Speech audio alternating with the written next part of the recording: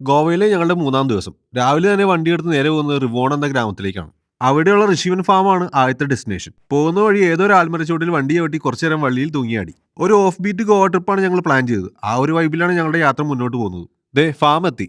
ഋഷിവൻ ഫാമിന്റെ video already ചെയ്താണ്. അതുകൊണ്ട് കൂടുതൽ വിശദീകരിക്കുന്നില്ല. മനസ്സും വയറും നിറഞ്ഞ് ഞങ്ങൾ അവിടുന്ന് യാത്ര തിരിച്ചു. വൈകിട്ട് ഒരു ചായ കുടിക്കാനായിട്ട് തൊട്ടടുത്തുള്ള ഒരു കടയിലോട്ട് ഇറങ്ങിയതാണ്. ഇതാണ് beef stick bread, A must try in south Goa. ഒരു രക്ഷയില്ല. അവിടുന്ന് നേരെ വന്നത് ദേ ഈ കാണുന്ന ചെറിയ ബാറിലേക്കാണ്. റീൽസിലൂടെ ഒക്കെ ഒത്തിരി കണ്ടിട്ടുള്ള സാക്ഷാൽ സിൽവ ബാർ. സംഗതി മഡ്ഗൗൺ ടൗണിന്റെ നടുക്കാണ് ഈ കട. 100 വർഷത്തിന് ഒരു പഴക്കമുണ്ട് ഈ കടയ്ക്ക്. ദേ ഇതാണ് ക്രൂസ് സിൽവ. പുള്ളിക്ക് 10-70 വയസ്സുണ്ട്. ഇങ്ങയുടെ നിഷ്കളങ്കമായിട്ടുള്ള ചിരിയാണ് മെയിൻ. ഈ അപ്പാപ്പന്റെ അപ്പം തുടങ്ങിയ കടയാണിത്. ചേട്ടൻ കേരളത്തിലെ സെലിബ്രിറ്റി ആണെന്ന് പറഞ്ഞപ്പോൾ ഒടുക്കത്തെ നാണം. കാജു ഫെനിയാണ് ഇവിടുത്തെ മെയിൻ. കടയുടെ പഴമയെ പറ്റി ചോദിച്ചപ്പോൾ അപ്പാപ്പൻ വാചാലനായി. പോർച്ചുഗീസുകാരുടെ കാലത്ത് ഉപയോഗിച്ചിരുന്ന ഭരണികളാണ് ഇതൊക്കെ. പഴമ മെയിൻറ്റെയിൻ ചെയ്യാനായിട്ട് ഭരണിയിലും ഗ്ലാസ്സിലുമുള്ള പൊടികളൊക്കെ തുടയ്ക്കാതെ വെച്ചിരിക്കുകയാണെന്ന് ജെയിം പറഞ്ഞതോടെ എനിക്ക് അടിക്കാനുള്ള മൂഡ് പോയി.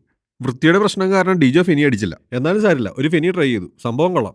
കശുവണ്ടിയുടെ ആ ഫ്ലേവറും സൂപ്പർ. അപ്പാപ്പനോട് വയ്യും പറഞ്ഞ് ഞങ്ങൾ ഏതോ ഒരു പ്രൈവറ്റ് ബീച്ചിൽ ഏതോ ഒരു ഷാക്കിൽ ബിയറും കെറ്റിക്കൊണ്ടിരിക്കുകയാണ്. അപ്പം ശരി, ഓട് സ്ലാമ്പി.